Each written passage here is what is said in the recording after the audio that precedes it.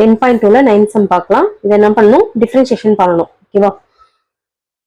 இது நமக்கு என்ன மெத்தட்ல இருக்குன்னா u by v மெத்தட்ல இருக்கு. இந்த மாதிரி ரேஷனல் நம்பர்ஸ்ல கொடுத்துருந்தாங்க அப்படின்னா நம்ம என்ன மெத்தட் யூஸ் பண்ணணும், u by v மெத்தட். இதுக்கு என்ன ஃபார்முலா நமக்கு, d by dx u by v equal to டிவைட்ல வந்து v square v into u dash next minus of u into v dash. இப்போ நமக்கு இதுக்கு தேவையானது v வேணும், u டேஷ் வேணும், நெக்ஸ்ட் v டேஷ் வேணும். ஓகேவா?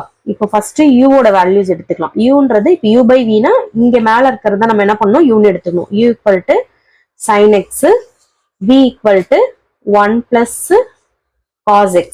ஓகேவா? இப்போ எனக்கு u டேஷ் வேணும். u டேஷ்னா இதை டிஃபரன்ஷியேஷன் பண்ணணும். சைன் பண்ணா நமக்கு என்ன வரும், cos x வரும். அதே மாதிரி v டேஷ் வேணும். v டேஷ் என்ன 1 பண்ணா நமக்கு என்ன வந்துரும், 0 வந்துரும். cos பண்ணா நமக்கு என்ன வரும், மைனஸ் sin x வரும். ஓகேவா? இப்போ v dash equal to minus of sin x. எனக்கு v டேஷோட வேல்யூஸ் தெரிஞ்சிருச்சு. நெக்ஸ்ட் u டேஷோட வேல்யூஸ் தெரிஞ்சிருச்சு. இப்போ நான் எடுத்துட்டு போயிட்டு இதுல சப்ஸ்டிட் பண்ணணும். ஓகேவா? இப்போ எனக்கு dy by dx equal to first டிவைட்ல வந்து என்னது, v ஸ்கொயர். vன்றது நமக்கு என்னது 1 plus cos x whole square. ஓகேவா?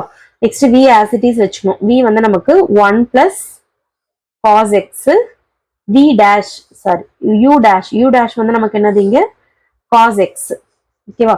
நெக்ஸ்ட் மைனஸ் ஆஃப் u ஓட வேல்யூஸ். u வந்து நமக்கு sin x into v dash வந்து நமக்கு மைனஸ் ஆஃப் sin x.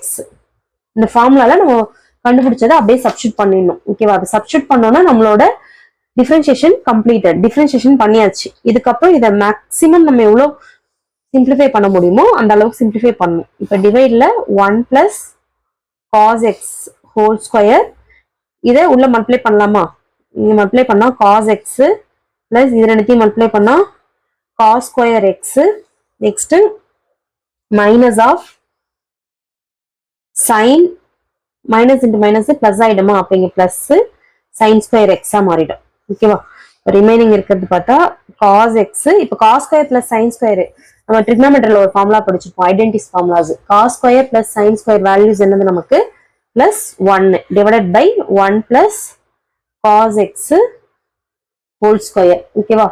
இதுல நமக்கு இதுவும் இது 2 டைம்ஸ் இருக்கு, இது வந்து 1 டைம் இருக்கு. அப்ப இதுக்கு 1 டைம் கேன்சல் ஆயிடுச்சுன்னா 1 divided by 1 plus cos x.